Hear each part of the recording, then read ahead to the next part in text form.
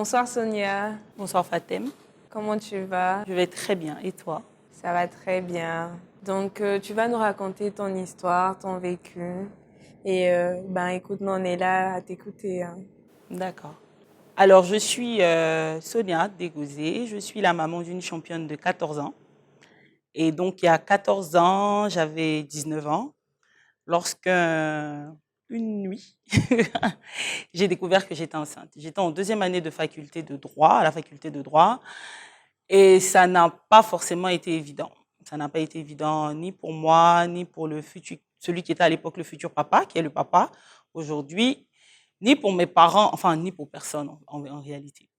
Donc aujourd'hui, je suis une maman, malgré moi, je le dirais, parce que c'est pas quelque chose que j'ai choisi. Ça s'est imposé à moi, mais c'est une aventure qui est éprouvante. Je le dis tout le temps. Je comprends pas les gens qui veulent faire des enfants, en fait. Ils savent pas ce que c'est, en réalité.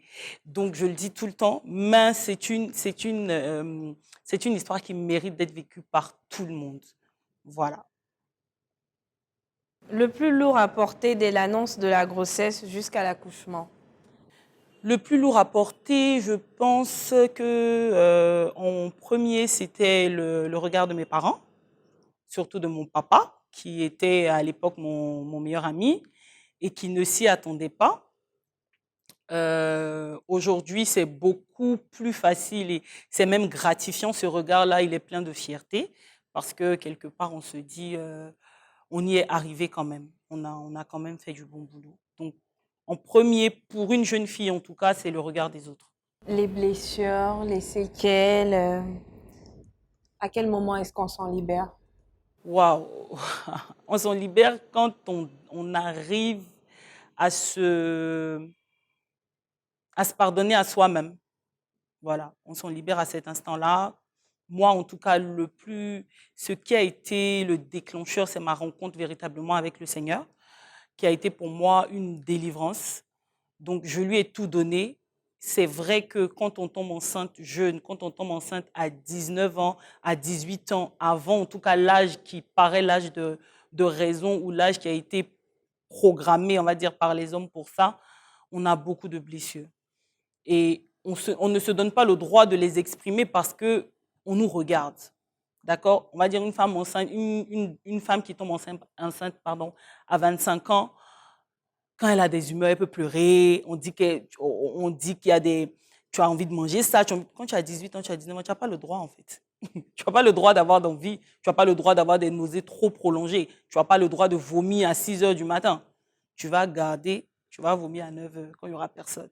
Donc, c'est des choses que tu gardes. Des fois aussi, moi, en tout cas, dans mon cas, le papa, il était tout aussi jeune que moi. Et donc, je n'ai pas ressenti son soutien parce que lui, le pauvre, malheureusement, à cet instant-là, je ne le voyais pas comme ça. Mais lui aussi, il est en train de lutter pour être papa à 20 ans. Et donc, c'est une blessure parce qu'on voit vraiment la grossesse avec un père, une mère, on voit un chéri qui est tout le temps là, qui nous attrape, alors que non, le gars, il n'avait pas le temps forcément. Et à cet instant-là, ses envies à lui, c'était d'être avec ses potes pour pouvoir aussi respirer. Donc, moi, en tout cas, pour mon histoire personnelle, quand je suis tombée enceinte, mon père m'a chassée de la maison. C'était pas méchant, mais c'était juste qu'il ne voulait pas que son rêve de voir sa fille réussir échoue avec cette grossesse. Donc, le fait de me voir enceinte, pour lui, c'était un échec. Donc, il a dit, tu vas où tu veux, mais tu reviens après avoir accouché, si tu accouches, bien sûr. Et donc, tout ça, c'était en moi. Et quand j'ai rencontré le Seigneur, je lui ai donné toutes ces blessures. Je me suis pardonnée d'avoir, oui, d'avoir couché avant d'être prête.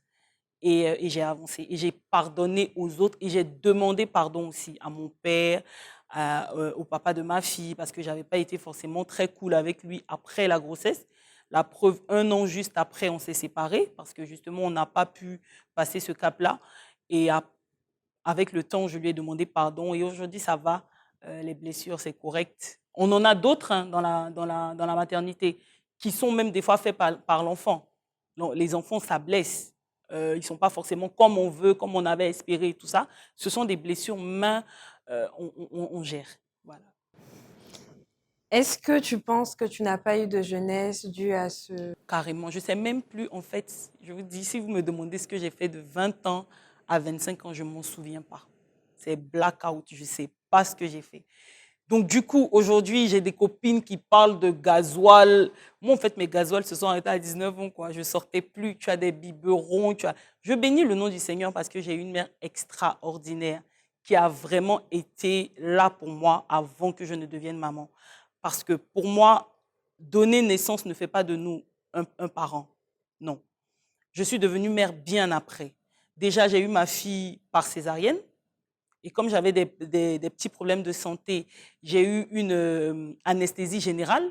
Donc, je ne suis pas la maman, en fait, comme dans les films qui voit son enfant qui pleure et puis après. Non, je n'ai pas, j'ai pas été la première personne à la voir.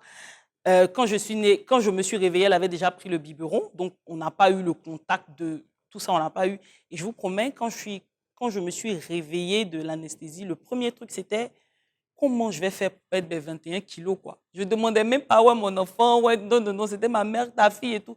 C'est bien après que je suis devenue maman. Donc, je ne sais pas exactement, je ne sais plus. J'ai vraiment perdu ma jeunesse, mais c'était une perte nécessaire.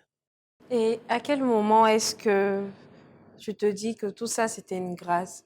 C'est-à-dire ta fille, que c'était une grâce? À quel moment, mais tous les jours, quand je la vois, aujourd'hui, c'est une grande fille qui se prend pour la star interplanétaire et tout ça. Euh, Quand je l'entends parler, quand je vois comment elle me ressemble, quand elle me dit, maman, tu es une bonne maman, parce que, euh, comme je dis, quand on est parent, c'est pas à nous de se lancer des lauriers, c'est quand on regarde notre enfant qu'on peut dire, voilà, j'ai réussi. Le parent ne se dit pas, je suis un bon père ou je suis une bonne mère. Il se dit, j'ai un bon enfant. Parce que qui a le baromètre pour dire que vous êtes un bon papa ou une bonne maman, si ce n'est Dieu? Aujourd'hui, on peut même dire une prostituée est une mauvaise mère à cause du travail qu'elle fait. Mais vous verrez l'enfant qu'elle a. Elle fait tout pour que cet enfant-là ne vive pas les mêmes choses qu'elle. Et moi, aujourd'hui, en tant que mère célibataire, c'est ça mon combat, c'est de me dire, et je le dis à ma fille aujourd'hui, j'ai fait des erreurs pour ne pas que toi tu les fasses. Moi, j'ai eu mon premier rapport sexuel à 19 ans. Je t'ai eu à 19 ans. Donc, tu sais que si tu as ton premier rapport à 14 ans, c'est peut-être possible que tu l'aies. Donc, je ne veux pas que tu fasses les mêmes erreurs que moi. C'est pour ça que je te montre mes erreurs. Mais c'est une grâce parce qu'aujourd'hui, j'ai une copine. On a la même pointure, donc on s'échange les chaussures. J'ai quelqu'un à qui je peux parler, à qui je peux dire la vérité. Le monde est tellement méchant qu'on n'est pas forcément close avec tout le monde. Mais à ma fille, elle, je lui dis, elle me voit pleurer, je ne lui cache pas les choses. Et je suis fière de la personne qu'elle est, des décisions qu'elle prend, de la confiance qu'elle a en moi. Ça, je peux dire que quand je regarde ça, je me dis oui, c'est une grâce. Parce que je n'ai pas forcément, moi non plus, tous les parents font des erreurs. Je n'ai pas fait l'erreur de ma mère de ne pas être proche d'elle. Et j'ai rendu ma fille, elle est un peu mon clone, à quelques exceptions près, parce qu'elle est meilleure que moi. Te considères-tu aujourd'hui comme une bonne mère? Waouh! Fatem, c'est une question. Hein. Est-ce qu'il y a un parent qui peut dire qu'il se considère comme un bon parent? Je pense qu'il faut poser la question aux enfants. Je me considère comme une maman, tout simplement. Bonne, c'est relatif. Il y a des jours, je suis une bonne maman. Il y a des jours, moins, je suis une moins bonne maman. Il y a des jours, je dis, je rentre le soir, je suis fatiguée. Ma fille parle beaucoup. Elle pose beaucoup de questions. Des fois, je rentre à la maison, je suis fatiguée. Elle me pose des questions. Je lui dis non, pas aujourd'hui. Alors que peut-être qu'à cet instant-là, elle a envie de me dire quelque chose d'intime qu'elle ne me dira pas forcément dans 2, 3 heures. Je ne suis peut-être pas une bonne maman là. Mais tous les jours, quand je me réveille, je prie pour ma fille. Tous les jours, quand je me réveille. Aujourd'hui, je disais, on est en août, on est encore en vacances, mais je pense déjà à la rentrée. Tous les jours, quand je me réveille, je fais des projets pour elle, j'ai des rêves pour elle. Et je pense que pour ça, oui, je peux dire que, en tout cas, j'ai réussi à être une mère, être une bonne mère. Je pense qu'il faut, je vais te présenter ma fille, tu vas lui demander si je suis une bonne mère, mais en tout cas. Je pense que tu es une très bonne maman. Merci beaucoup, Tu es Fatima. une très bonne maman. Donc, on dirait donc que tu es une maman. Oui, ça, à 100%, je suis une maman. Maman, papa, un peu de tonton, tout. Meilleure amie, tout, je suis une maman à 100%. Oui, je suis une maman.